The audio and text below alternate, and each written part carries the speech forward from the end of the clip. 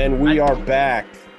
I Does got it. I is the got it, viewer Susan. able to hear that? Recording I in The hope not. progress. recording in progress. I should add that to the You intro. should just add it, yeah. No, what you should do is like fucking like just like modulate it, make it sound like insane. Oh, look, you got a little kiwi. Oh, that's a Mr. Bean. I like that. Now that you mention it, they do look. There is an uncanny resemblance between Mr. Bean and And Pee-wee, kiwi. at least Yeah. in this little figure that I'm holding. Hold on. Well, hi everybody. It's the Dead Air Horror Review Show, and we're back. And we're better than ever. Don't sound so excited, TJ. There's This been week, a bit of a hiatus, a short hiatus, couple yeah, weeks. they hate us because they hiatus. Oh, Yeah, you went on vacation, and I continue to decompose, as I am to do. but I didn't stop Oh, thinking about you for that entire 14 days that I was gone. man, that sounds amazing. Anyway, it's funny. This has nothing to do with the show, but so technically, I have I have some time off of work in the next week, coming up. But it's literally just to work more. Really? So how is that time off? I'm taking it off from work so I can work on stuff to get ready for Baltimore Comic-Con. So I'm literally Oh, taking off of work just so I can work somewhere else. so it's a passion project. Is what Yeah, you're saying. it's Sort because of. I never stop. Anyway, hopefully death soon. This week we watched Jesus, I forgot the name of the goddamn movie. Deadstream. Deadstream. We watched Deadstream, I believe a Shudder original. This is a movie that I suggested because I've been hearing nothing but good things about this movie. It is a found footage. Well, it's not really, I guess Not even by found. It's live stream. well, I mean, in like a general sense, it's like found First foot. Like it's person. yeah, it is a horror comedy. I guess technically found footage, but not really. Like all I mean by that is that it's from it's from the POV of the main character the entire time, and he's live streaming it the entire time. And I'll just go ahead and say this movie had a lot working against it for me right away because I don't generally like these kind of movies. Not I don't me. like found footage movies, even if this one has a little bit of a twist to it. Generally, don't like those. Horror comedies are tough. A lot of times it's hard to be funny and dramatic and horrific all at the same time. But I don't know about you, but I was pleasantly surprised by this movie. I actually thought that they did a lot of good things in this movie. It didn't nail everything that I wanted it to nail. Like I think there's a couple of there's a couple of things in the movie that I felt could have gotten tightened up, and I feel like tonally sometimes it's kind of a mess. But overall, I thought it was pretty good. I mean, I didn't have an unpleasant viewing experience watching this film. Um, yeah, I thought they knocked it out of the park with this one. I loved it. Yeah, I thought it was really good. I'm like you. I'm not one for the found footage Yeah, format, well, but we watched. this one had a different feel. It had a different Yeah, vibe. It was funny, which it you don't was funny. generally find with found footage films. They try to make it Exactly. as spooky as possible. This contains those elements for sure. It definitely had some jump scares, but overall, it was more Shaun of the Dead than it was Paranormal Yeah, Activity. yeah, and like what was the name of the fucking the found footage movie that we watched? I think it was That we watched. Taiwanese. I think it was from Taiwan, if I remember correctly. I can't remember Oh, the name of it, which yes, was pretty good. I can't think of the goddamn name of it. It was so yeah. good. I can't think of the title. But that movie had some issues for me where it and this is inevitably my problem with most found footage movies where it breaks. The hell was that? I It was trying breaks to find the episode that you were talking about, and I accidentally Sacrament. clicked No, on it the was most not. current episode. It was not called Sacrament. I can't remember the name of it. Anyway, Incantation. That was what it was called. Yes. Thank you. So that was still a pretty good movie, but it ran into a problem that I run into all the time with these movies, where at parts it turns too much. It loses track of the fact that it's supposed to be found footage, and it adds a bunch of movie shit. It adds editing, it added a bunch of music. I hate that. I'm so annoyed by that because it's not, it breaks my immersion. This Hold on, movie, with on the this other hand, film or with no. Incantation? With Contagion. Contagion did it a bunch, and it Oh, annoyed me to no end. This film, on the other hand, went out of its way to really never break at yeah. all, and I was very impressed with it. Um, and also it did a great job with the, another problem that you always have is, well, why is he still fucking filming? And it's some, you know what I mean, like when shit's hitting the fan, why you still got the camera on? But like this works because like at a certain point, if he feels like he's going fucking insane, and the only people, like the only lifeline he has is his live audience. So like I thought even that was like clever in the fact that it's like they really did think it out. There's no like they they also did something that I have to applaud them.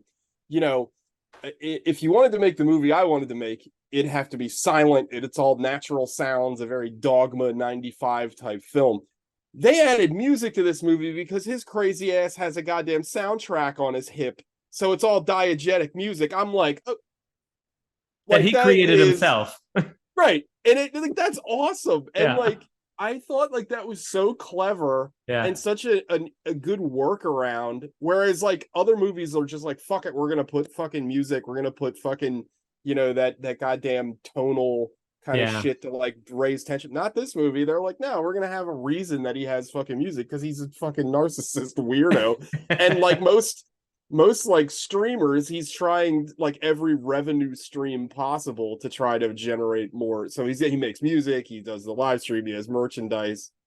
um but overall it is very impressive the lengths they went to make this feel like an authentic live stream, and I thought that they did excellent work in doing that. Like I thought visually it was perfect. Like even the very beginning where they're kind of showing like how he got famous, and he's kind of like a YouTube like prankster guy. This is like very obviously taking cues from like a Logan Paul when he got canceled for going to like the Japanese suicide forest and all that bullshit, or like when he did some prank where like he pretended to get shot in his fucking apartment, like all this crazy shit. um and then there was some sort of issue where a kid died during one of his pranks. They only kind of allude They, to they, yeah, they they don't ever they get don't talk into it about too it too much, just that there was a controversy yes in one of his previous videos. So he lost a ton of his audience, got demonetized yeah by YouTube, and is trying to crawl his way back yeah um, this is into his like comeback tour yeah. kind of thing. And he has a breakdown later in the movie where he illuminates that, like, I think he says the kid died. I can't remember exactly. um But it's what's funny about this is that like it spoofs the found footage film in such a funny and clever and original way, but while at the same time totally making fun of influencers oh yeah, and and they social nail it. media culture. The fact that he throughout this, even when he's at his most scared, he's pushing the sponsor for Yeah, yeah, this yeah, video. It's like yeah. some kind of like He, power drink or soft drink yeah, or something. it's like a Red Bull type thing. He Yeah, also is like watching his language because as someone that watches a little bit of, I don't ever watch Twitch like live, but yeah. I do watch like a lot of those Twitch streamers like upload like clips onto YouTube, and I do watch a fair share of that stuff. So like it's true like what they do, because like the state we're in these days with YouTube and TikTok, where it's like you can't say like died, you have to say like unalived. Or you there was a guy I was Mhm. watching today, this guy Philion, who's on YouTube, and he's great, and he makes more like essay type stuff. He doesn't really do streaming, but like he can't say the word fetish, so he has to like censor. It's so ridiculous the You can't stuff even. that's I think on TikTok you can use the term, or maybe it's Instagram, hardcore. yeah, Like when probably. referring to like hardcore music, it's one of those apps.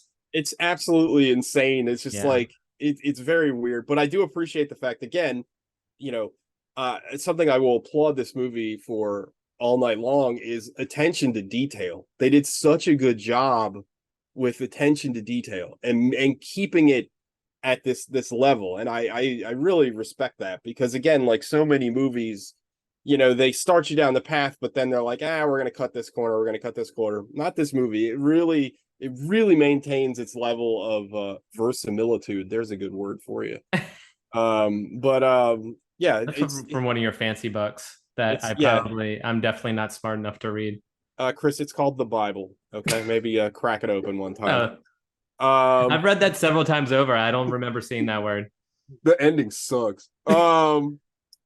Anyway, I also want to give credit. I thought the effects were really well done in this movie, and now there's some stuff that's like obviously a little cheesy and a little corny, but I think it works in this movie. But I thought overall they did a good job with like when he gets his leg gashed open, like it looks fucking disgusting, and it's like Yeah. they did a great job. Or when and it's funny and gross, so it works well when the spirit or the girl Chrissy turns into the evil spirit or whatever, and she jams her like entire Fingernail. fingernail up his Yeah. nose. It's like, Is reminiscent also, of like Evil Dead, it's like type. very Evil Dead. Yeah. Yeah. Also, the actress plays Chrissy, super cute. Yeah. Very very cute. And And they even I acknowledge that in the movie.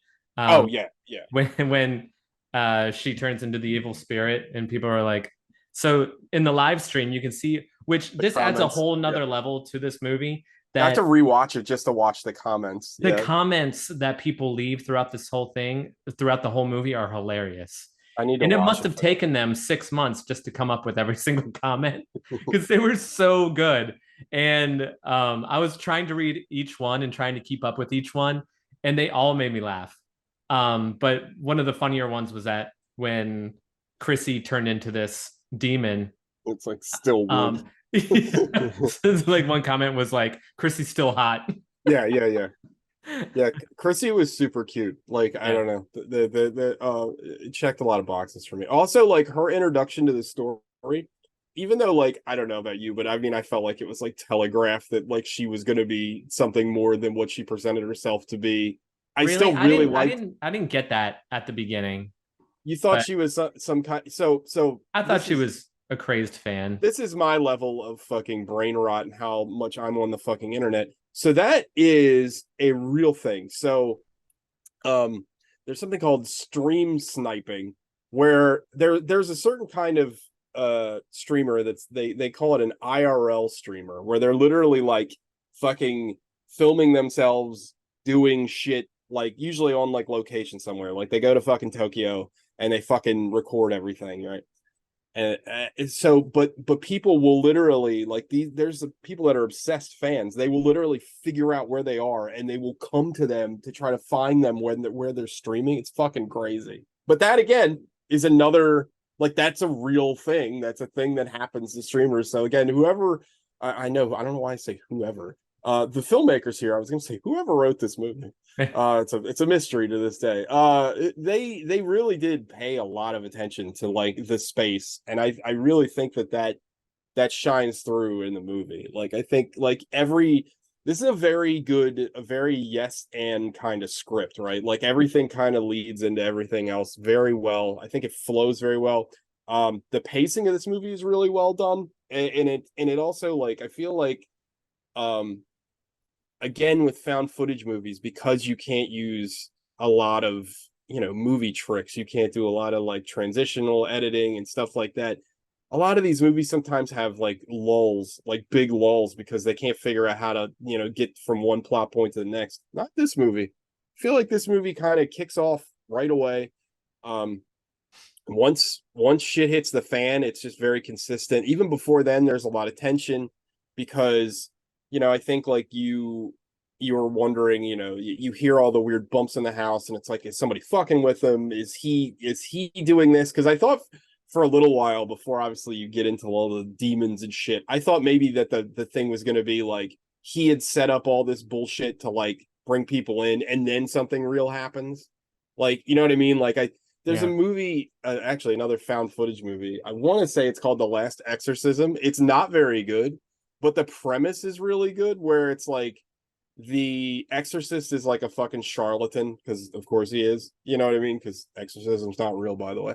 um but the premise of the movie is that he's like a fucking charlatan, and he's gotten outed, but he's gonna like have this big elaborate last exorcism to kind of bring him back up, and he thinks it's all staged, but it's not, and then the fucking movie goes from there. And again, the movie kind of sucks, but I love that premise. Like, I love the whole idea of, like, you know, somebody thinking they have control of a situation, but they're walking into something that's like completely beyond their comprehension. Like, I just generally like that kind of setup. I always think it works well. And that is kind of what this movie is too. Like, I think, like, I loved how the house looked. I don't know how they scouted this place out, but they did a great job. Like, this house looks fucking disgusting. Yeah. And like, at one point, like, he's like, "Oh, I gotta sleep on this bed," and I'm like, "Oh my god, please don't!" Like, I know, like, it looks so fucking gross. Like, The impressive part about this, if you check the IMDb, is that there's really only four key players in this mhm. movie. The 2 to 3 actors, well, the third actor I'm not even going to really count, was that cop. But Joseph Winter, who I've never heard before, I think this is his directorial Isn't he debut. the white hair guy that plays guitar? Oh, that's Joseph Winter Johnny. is the main actor. That's Johnny Winter. I'm sorry, it's a bad joke. um, so it was directed by the lead actor and presumably his wife, Vanessa. Yeah, well, they Same did a last great name. job. They did a really And good job. yeah, and so there's like, uh, besides the other actress Chrissy, Hmm. who also produced this movie, like there's like less than a handful of people involved in this movie. Yeah, that's It's really really impressive. That impressive with the really is impressive. level of production for Yeah, this. I mean, it's pretty mind blowing. They had, so the whole time I was watching this, because I do edit, I was thinking how much of a nightmare it must have been to edit this movie because yeah. so many angles, so many different cameras. Um, But I you mean, got to make it look like it's like a kind of singular vision too. Like, you know what yeah, I mean? Like, yeah. but And I it's just impressive that somebody like in their directorial debut, this guy, so the person behind TJ, the lead actor, um, Shaun, right? I think that's his name in the movie. yeah, Shaun. Um, directed this. He is so goddamn funny. Like I He's thought, really good. I thought everything he said. He's just one of those people that can just like it doesn't take much for him to make you laugh, and he's like an Right. endearing person. Like he seems very authentic, and like at least he comes off that way in the movie. He could be a total dick in real life. I don't know, I but don't know. You never in know. this movie, he comes off like really genuine. Part of that is probably because he's really trying desperately to gain back his fans. Um, Yeah. so he doesn't want to go too far. But at the same time, he's like an entertainer. And I thought, I don't, to direct and act in your own movie is quite impressive, but to do it in this way, like, I don't know if he had anyone besides his wife helping him in that respect, but it was like, I just thought it was so good. It was so entertaining, um, that I would hold it up to any like horror type comedy horror out there, like past or Yeah. present. It's just so good. Yeah, I really really enjoyed it. I like, because I always do this. Like, there's part of me that kind of wanted Sean's character, like, once it's revealed that like some kid kind of died or whatever. Like, I wanted it to go more into that, but at the same time I recognize there's no real time for that.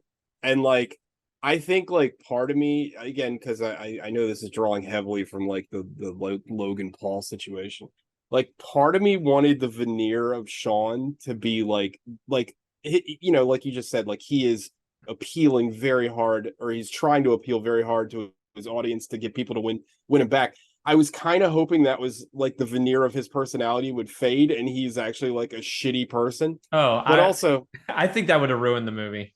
yeah, I think you're right. And I also think, like, again, there's no space for that in the movie. Like, there really isn't. Like, there's no, like, where are you going to put that? And what does that accomplish? Probably nothing. You know Yeah. what I mean? Like, so I think it works. Um, I just I agree with you completely though. Like this is, one of my favorite movies of all time is Tetsuo the Iron Man, and that movie was made by another team of literally like three people for like $5,000. And it's like I just always respect that. Like the fact that Mhm. these guys had this admittedly a very clever idea. Like this is a good idea. Like Yeah. on paper, this is just a great idea, and they got a limited. They probably didn't even spend $1 million on this fucking I movie. know. I was I trying mean, to find the budget. I couldn't find it. but it's one of those things where I'm gonna just keep talking about other movies, but I there's another great found footage movie that I really love called Man Bites Dog. It's a Oh, French or love that. Yep. Canadian or no Belgian movie. They speak French, but Belgian movie, and the origins of that movie was the filmmakers wanted to make a movie, but they didn't have any money, so they're like, well, we have to make a cheap movie, so that's why they made it found footage because they couldn't afford to make it the normal way.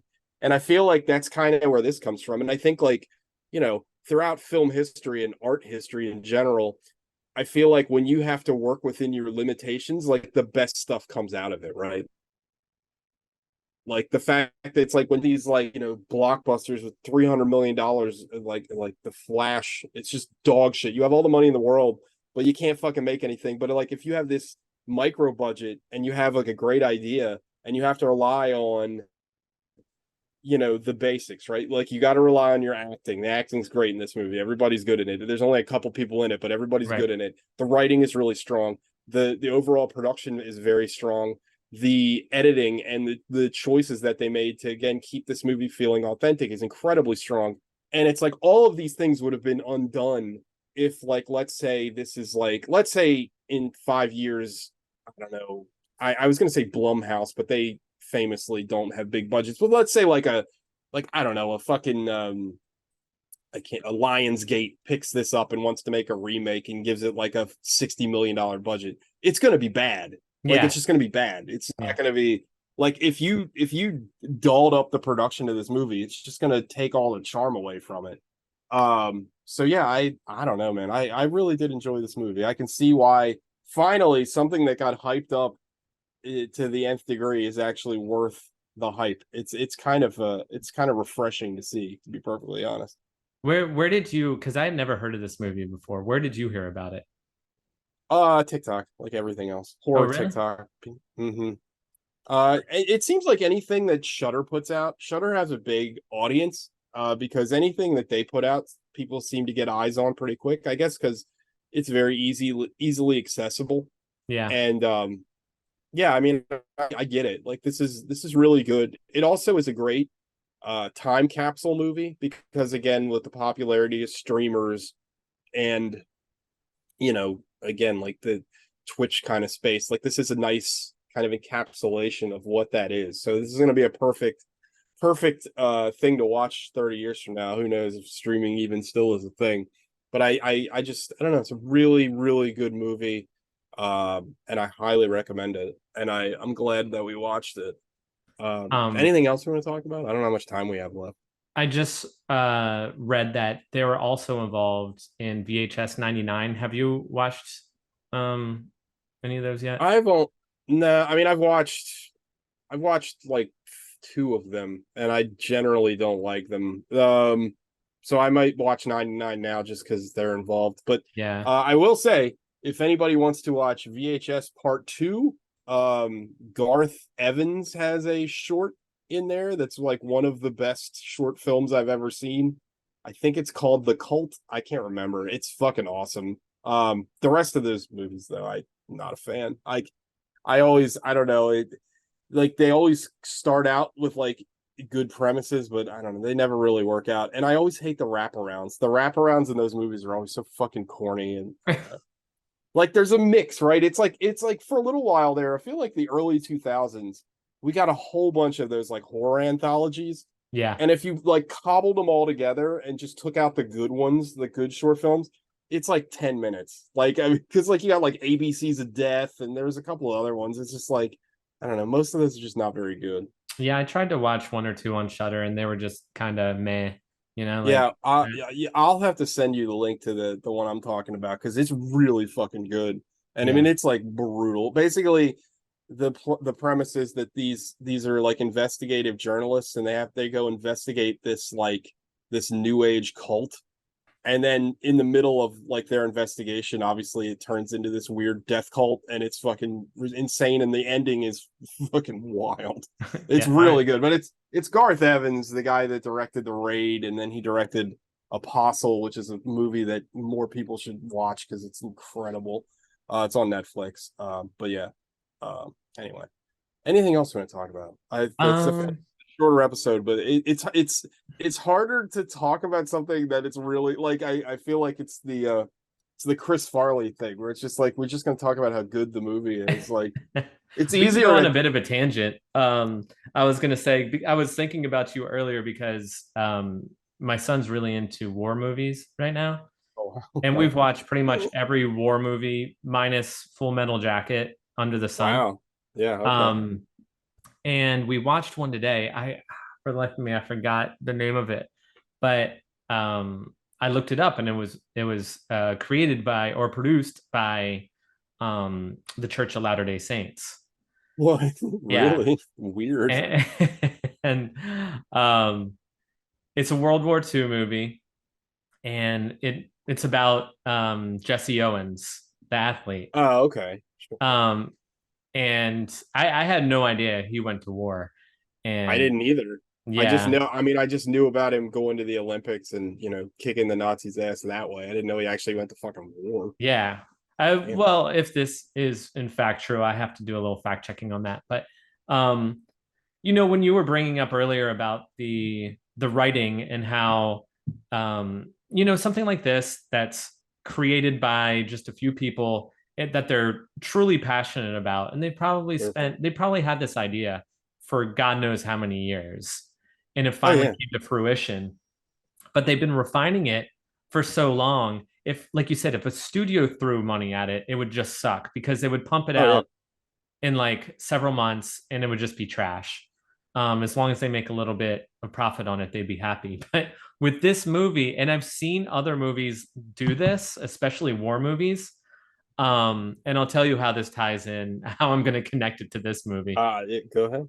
Um, they make the Nazis sympathetic characters, which, Uh, yes. So in this particular what? movie that we watched, one of the German soldiers shot his sergeant because he didn't like something that his sergeant did against this American POW. So Okay. then the Nazi hands like a pistol over to the American soldier, is like, "You take it, I surrender." Sure, sure. It's just good. I was just watching this like, are we supposed to make it feel like are they It's trying to a tell us that it's a very odd choice. it's, Yeah. yeah, you're really riding this very thin line between um like making your film about American heroes or very sympathetic Nazis who just gave up I mean, because not to I'm a big war historian guy. So at his height of popularity, Hitler only had a 30% approval rating in Germany. And they did have forced enlistment over there. So yeah. it does I mean, is that a feasible thing? Sure. But again, in your movie, is it necessary to put that in there? No. Like you don't really have time to put it in there. Like there's a really good movie about World War II. It's not really a war movie. It's called Downfall. It's literally about the last days of Hitler, and it's fucking great, and it does a very good job at illustrating like the mania of like the Nazi party and like the overall feeling of Germans. I highly recommend that movie. It's very good.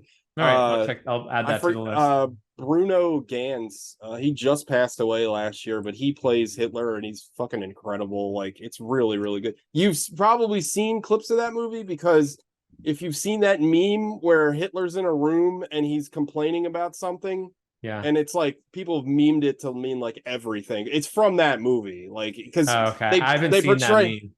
they Is that an they old one?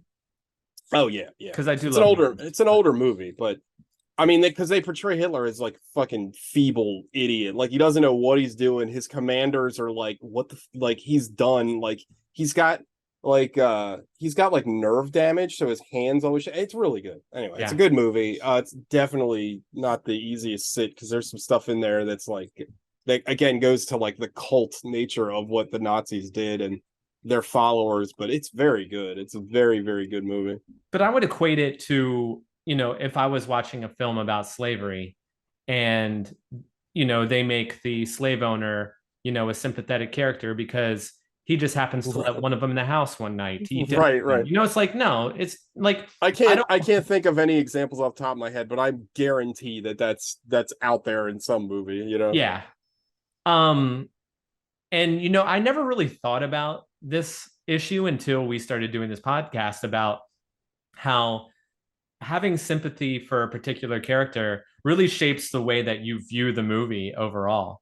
Oh, sure. And when, you brought up about how, in this particular movie, Deadstream, how he did something controversial in his previous video, possibly killed someone. Um, and how if that were to be true, if they added that into the movie, like I feel like that would have changed the entire experience for Yeah, me. I think you're right. I think you're And right. it's um how difficult and delicate it is to make your lead character, whoever you want people to like, to make them sympathetic, and don't fuck that up. Like don't I Well, obviously people have even different elements. Like you can't sure. just have a one-sided character, but at the same time, I don't want to end the movie hating the person that I love throughout the entire that I've been cheering for the entire Sure. movie. Well, yeah, and unless that's the point of the movie, sometimes there's rug pulls, and that's kind of the point. Yeah. But also, like, I feel like this movie took a big swing by even introducing the fact that like a kid died. Like, that's a really hard thing to be like, oh, okay, but like, I don't know, it still works. Like, I don't know. Again, it's very impressive. Yeah. All right, well, number scores, I guess. All right, you go first. I like to Uh, piggyback off of you. this is a nine. This is a nine for me. It's a very very good movie. Very very good. Also short, which gives it also every time something is short and under 2 hours long, I'm always all for that. But yeah, now this is it's fresh. It's creative. It's acted well. The effects, everything is good. I really enjoyed it, and yeah, I would highly recommend to anybody watch. This is a very accessible horror movie too. Like this is something you could kind of recommend to non-horror people and they'd probably get into it too also. So it's Yeah. also funny, which I didn't bring up. But yeah, it's a very good movie. Nine for me. Chris. I would give it a 9.4 Yeah, for that's that. all the reasons that you said. Um, and also, it's just how should I say this? I think you actually already said it. I could you know, tell anyone about this movie and they could Yeah. enjoy it and watch it, maybe not with their 10-year-olds, but you could watch it at family night and have a really good time. It's accessible to everyone pretty much. Yeah, uh I this is right along the lines of like a Shaun of the Dead or something like that, where it's like you can send this easily to could, anybody. yeah, Yeah, this easily isn't like a digestible. hereditary where it's like, I don't know, it's Yeah. a little rough. I don't know. I think that we'll be seeing probably a lot more of uh, this actor, director, I and hope so. his wife. They're really good, and I'm going to I go definitely watch hope this so. I mean, VHS 99 and see, uh, what they did. do you want to just do that one next week? We could just Sure, say we'll just review that movie. Why not? yeah, I yeah. think Let's it's do that. available on Shutter as well. So there you Okay, go. All right, next week, VHS 99. 1999. Wine them, When dine Chris and them. I, when me and Chris graduated high school. God. Who came up with Uh, that? So dirty. huh? Wine them, I dine know. them, 99 them. 90, that classic turn of phrase. All right, everybody, that's the show. We are going to beat it out. We're going to beat out the minute countdown. So we'll see you next week. Keep on chasing those dreams and we'll see you later. And Mr. Bean will also see you later. Bye, Chris. All right. Bean, Mr. Bean. Yeah. See ya.